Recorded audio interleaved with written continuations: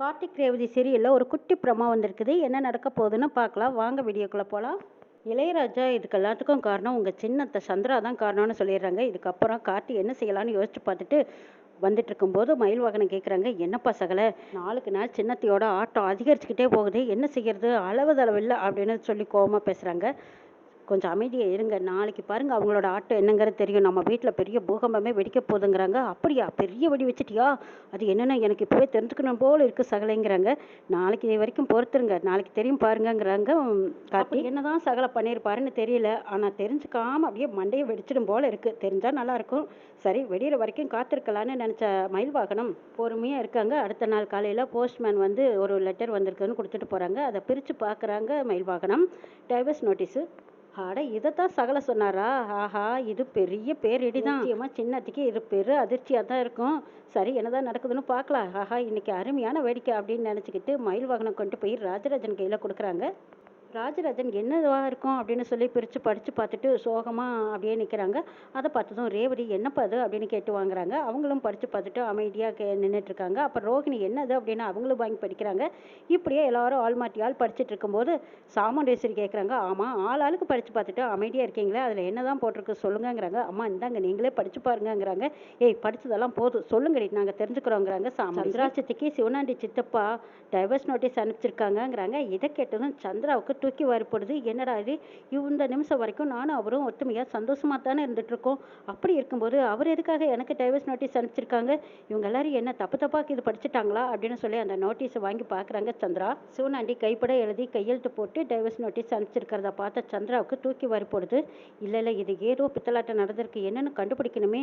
ஐயோ, இவங்க எல்லாரும் முன்னாடியும் நம்ம எதையும் சொல்லவும் முடியாது, சொல்லாமல் இருக்கவும் முடியாது. இப்போ என்ன செய்யலான்னு யோசிச்சுட்டு இருக்காங்க. அப்போ தான் மயில் வாகனம் சொல்கிறாங்க, ஆமாம்மா சின்ன மாமனார்னால இந்த குடும்பத்துக்கு ஏகப்பட்ட பிரச்சனை இருக்குது, அதுக்கு காரணம் சின்னத்தை தான். சின்னத்தை இங்கே இருக்கிறதுனால தானே சித்தப்பா உரிமையோடு இப்படி எல்லாம் ரகலை பண்ணிட்டு இருக்காரு. சின்னத்தை தான் சின்ன மாமனாரே வேண்டான்னு சொல்லி ஒதுங்கி வந்துட்டாங்கல்ல, இதுக்கப்புறமா அவர் எதுக்காக நம்ம குடும்ப விஷயத்தில் தலையிட போகிறாரு. அடுத்தது என்ன பண்ணணுமோ அதுக்கு நம்ம வழி பண்ணலாம். சின்னத்தையும் சின்ன மாமனாரும் டைவர்ஸ் பண்ணிக்கிறதா நல்லது, அப்போ தான் அவர் இந்த பக்கமே திரும்ப மாட்டார். அத்தை, இது சரியான பதிலடி. சின்னத்துக்கு விடுதலை வாங்கி கொடுத்துருங்க, அவங்களுக்கு வேறொரு கல்யாணம் கூட பண்ணி வச்சு நம்ம அழகு பார்க்கலாமல்லன்னு சொல்கிறாங்க மயில் வாகனம். சந்திரா மயில் வாகனத்தை பார்த்து முறைக்கிறாங்க. அப்போ சாமுண்டேஸ்வரி சொல்கிறாங்க, ஆமாம் மாப்பிள்ளை, நீங்கள் சொல்கிறது சரிதான். சிவனாண்டியை ஒரே முட்டை தலைமுழுகிட்டா தான் நம்ம குடும்பத்துக்கும் வெடுக்குன்னு நல்லா இருக்கும். அவன் உள்ள வரைக்கும் நமக்கு பிரச்சனை தான். எவ்வளோ பிரச்சனை, எவ்வளோ ரகலை பண்ணிகிட்டே இருக்கான். அவனால் நிறைய தொந்தரவுகள் சகிச்சிட்டு இருக்க வேண்டியதாக இருக்குது. சந்திரா, நாமளாக ஒரு முடிவு எடுக்கிறதுக்கு முன்னாடி அவனாக ஒரு முடிவெடுத்து இப்படி நோட்டீஸில் கையெழுத்து கேட்டிருக்கான், நீ டக்குன்னு கையெழுத்து போட்டு கொடுத்துருங்கிறாங்க சாமுண்டேஸ்வரி. இதை கேட்ட மயில் வாகனம், ஆமாம்மா, இது ஒரு நிமிஷம் கூட தாமதிக்கக்கூடாது, நீங்கள் சீக்கிரமாக கையெழுத்து போட்டுருங்க, மனசு மாறினாலும் மாறி. சின்ன மாமனாருக்கும் உங்களுக்கு தான் எந்த பேச்சுவார்த்தையுமே இல்லையே, அதுக்கப்புறம் அவர்களோட கட்டின தாலி உங்கள் கழுத்தில் எதுக்காத்த, நீங்கள் பேசாமல் கையெழுத்து போட்டு கொடுத்துட்டு அவங்க தாலியை கழட்டி வீசிருங்கிறாங்க மயில் வாகனம். மாப்பிள்ளை சொல்கிறதும் சரிதான் சந்திரா, நீ இதில் கையெழுத்து போடுன்னு கேட்குறாங்க சாமுண்டேஸ்வரி.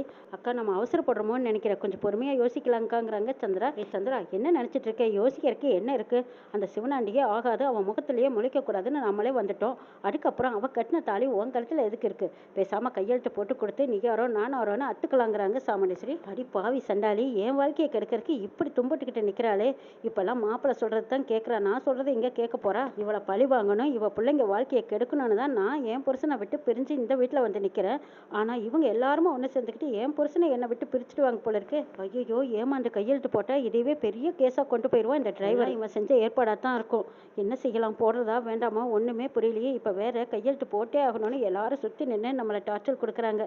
என்ன செய்யணும்னு புரியலையே அப்படின்ட்டு அக்கா இருக்க வரேன்ட்டு சொல்லி அந்த பக்கம் போகிறாங்க. சிவனாண்டிக்கு ஃபோன் அடிச்சு கேட்குறாங்க, நீங்கள் தான் வக்கீல் நோட்டீஸ் அனுப்பிச்சதா, போஸ்ட்மேன் கொண்டு வந்து கொடுத்துட்டு போகிறாரு, அங்கே என்ன நடந்ததுன்னு கேட்குறாங்க. சந்திரா, எனக்கு அதுக்கு எந்த சம்மந்தம் இல்லை, என் கையெழுத்து வச்சு தான் யாரும் உன்னை இந்த மாதிரி விளையாட்டு கட்டுவாங்க போல இருக்குது. சந்திரா, நீ மட்டும் கையெழுத்து போட்டுறத, அப்படி ஒரு வேளை கையெழுத்து போட்டுட்டா அப்புறம் கேஸுன்னா நீயும் நானும் கோர்ட்டுக்கு அலைய வேண்டியதாக போயிடும். ஏதோ ரெண்டு பேரும் சேர்ந்து வாழலினாலும் அப்பப்போ சேர்ந்து ஒருத்தர் மனசு விட்டு பேசிகிட்டு இருக்கோம், அதுக்கும் வாய்ப்பு இல்லாமல் போயிடும். சந்திரா, நீ எக்கனத்தை கொண்டு கையெழுத்து போட்டுறதுன்னு சொல்லிடுறாங்க சிவனாண்டி. என்னது, சின்னத்தை ஏதோ எடுத்துகிட்டு வரேன்ட்டு போனாங்க, இன்னுமா வரல, அத்தை இங்கே வாங்க அப்படின்னு மயில் வாகனம் கூப்பிடுறாங்க. சந்திரா வெளியில் வராங்க. உங்களுக்கு பேனா இல்லையா, இந்தாங்க அத்தை, பேனாவும் பேப்பரையும் என்கிட்ட இருக்கு, நீங்கள் என்ன பதில் பதிலடி கொடுக்கணுமோ உங்கள் வீட்டுக்காருக்கு பதிலடி எழுதி அனுப்புங்க அப்படின்னு சொல்லி மயில் வாகனம் பேப்பரையும் பேனாவையும் நீட்டுறாங்க. இதை பார்த்த சந்திராவுக்கு சரியான கோவம் வருது. அட பாவி, என் வாழ்க்கையை கெடுக்கிறதுக்கு தும்போட்டுக்கிட்டு நிற்கிறானே, இப்போ என்ன செய்யறது? அக்கா முன்னாடி எதுவும் பேச முடியாது, அவள் வேற கையெழுத்து போட்டு கூடன்னு நிற்கிறா. என் புருஷன் கூட நான் வாழ்ந்துட்டு தான் இருக்கேன்னு சொல்லவும் முடியல, என்ன செய்யலான்னு யோசிச்சுட்டு இருக்காங்க. அப்போ கார்த்தி, மயில் வாகனம், சாமுண்டீஸ்வரி, ராஜராஜன் எல்லாருமா சுற்றி நின்று, சந்திரா இதுக்கப்புறமும் யோசிக்காத, நாங்கள் எல்லாரும் இருக்கோம்ல, தைரியமாக நீ கையெழுத்து போட்டு அந்த சிவனாண்டி முகத்திலேயே இனிமேல் முழிக்க வேண்டாம், அவன் கட்டின தாலியும் கழுத்தில் விற்க வேண்டாம், வீசிடலாம். உனக்கு வேணாலும் நான் வேறொரு மாப்பிள்ளை பார்த்து கல்யாணம் பண்ணி வைக்கிறேன்னு சொல்கிறாங்க சாமுண்டீஸ்வரி. இதை கேட்ட சந்திரா அப்படியே அதிர்ச்சியில் நிற்கிறாங்க. அக்கா என்னக்கா சொல்கிறீங்கிறாங்க.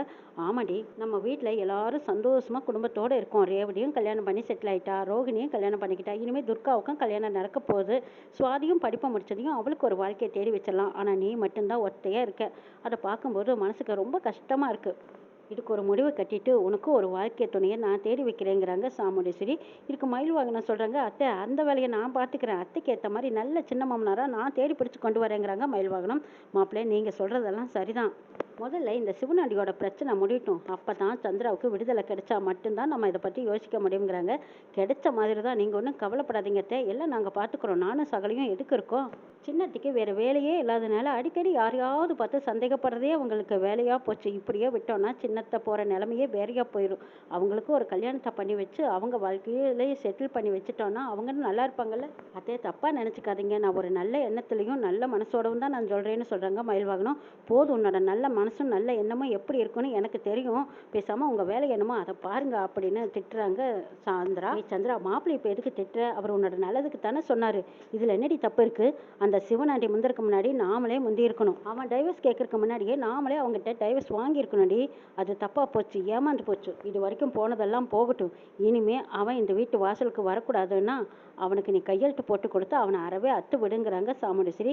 இதை கேட்ட சந்திரா மறுபடியும் தவிக்கிறாங்க. ஐயோ, என்னது அக்கா பிடிவாதமாக கேட்குறா, இவகிட்ட சமாளிக்கவும் முடியல, கையெழுத்து போட்டு தரேன்னு சொல்லவும் முடியல. போட்டுட்டோம், அவ்வளவுதான், முடிஞ்சது கதை. அடுத்தது கோர்ட்டு வாசலில் தான் போய் நிற்கணும். சிவனாண்டியும் நம்ம இனிமேல் பார்க்கவே முடியாத மாதிரி பண்ணிடுவாங்களே, என்ன செய்யலான்னு யோசிக்கிறாங்க சந்திரா. அத்தை என்ன யோசிச்சுட்டே இருக்கீங்க, சட்டுப்புட்டுன்னு ஒரு முடிவுக்கு வாங்கன்னு சொல்கிறாங்க கார்த்தி. சந்திரா, மாப்பிள்ளை விஷயத்தில் ஏதாவது ஒன்று சந்தேகம்னு சொல்லி அடிக்கடி அவரை ஏதாவது ஒரு வழியில் அவரை தப்பாக பேசுகிறதே நீ பொழப்பா வச்சுருந்த. ஆனால் உன் விஷயம்னு வரும்போது இவ்வளோ தூரம் யோசிக்கிற. சட்டுன்னு ஒரு முடிவுக்கு வா. முடிவு என்ன முடிவு? நானே முடிவு பண்ணிட்டேன். பேனாவை கொடுங்க மாப்பிள்ளை, சந்திரா கையெழுத்து போட்டு கொடுத்துருவாங்கிறாங்க. இந்தாங்க அத்தை, அதுக்கு தானே நான் தயாராக நிற்கிறேன் அப்படின்னு சொல்லி மயில் வாகனம் கையில் இருந்த பேனாவை சந்திரா கையில் கொடுக்குறாங்க. சந்திரா அதை வாங்கிட்டு அந்த கையெழுத்து போட போவையில் தடுமாறுறாங்க. ஐயோ, சிவனாண்டி கூட நான் எவ்வளோ ஒற்றுமையாக சந்தோஷமாக இருந்துகிட்ருக்கேன், இதை எல்லாருமா சேர்ந்து கெடுக்க நினைக்கிறாங்களே, நான் எப்படி தான் கையெழுத்து போட்டு போடட்டுமா வேண்டாமான்னு அப்படியே கையில் பேனாவை வச்சுட்டு முகத்தில் குழப்பத்தோடு நின்றுட்டுருக்காங்க. இதை பார்த்த சாமுண்டீஸ்வரி சொல்கிறாங்க, இதை பார் சந்திரா, அக்கா வேணுமா இல்லை உன் புருஷன் வேணுமா? நன்றி கேட்ட சிவனாண்டியை மறந்துட்டு கூட பிறந்த அக்காவை நினச்சிப்பார், பேசாமல் கையெழுத்து போடு, நாங்கள்லாம் இருக்கோம்ல உனக்கு, நாங்கள் பார்த்துக்குறோங்கிறாங்க. அடி பாவி, உன்னைய பழி வாங்குறதுக்கு தாண்டி நான் என் வாழ்க்கையவே இழந்துட்டு வந்து நிற்கிறேன். இப்போ எனக்கு வாழ்க்கையே இல்லாமல் பண்ண போகிறீங்களேடி, இப்போ நான் என்ன செய்யட்டும் ஒன்றும் புரியலையேன்னு தவிச்சிட்டு நிற்கும்போது மயில் வாகனம் ஒரு பக்கம், கார்த்தி ஒரு பக்கம் அப்படியே பிடிச்ச பிடியாக விடாப்பிடியாக கையெழுத்து போட்டே ஆகணும்னு நிற்கிறாங்க. சே, இவனுங்களை பழி வாங்கணும்னு நினச்சோம், இவனுக்கு என்னடானா நம்மளை பழி வாங்க இப்படி தும்பிட்டு நிற்கிறாளே. ரேவதியும் கார்த்தியும் பிரிக்கணும்னு நினச்சோம், அது நடக்காமல் போச்சு. துர்கா வாழ்க்கையில் மண்ணள்ளி போடலான்னு நினச்சி மாப்பிள்ளையை வர வச்சோம், இப்போ அதுவும் தள்ளி போயிட்டு இருக்கு. இப்போ எல்லாருமே சேர்ந்து என் தலையில் எல்லாம் மண்ணள்ளி போட பார்க்குறாங்க. இதுலேருந்து நம்ம எப்படி தப்பிக்கிறதுன்னு சந்திரா யோசிச்சுட்டே இருக்காங்க. எல்லாருமா சுற்றி நின்றுக்கிட்டு சந்திராவை கையெழுத்து போட சொல்கிறாங்க. சந்திரா கையில் பேனாவோட சிவனாண்டியை நினச்சி நிற்கிறாங்க.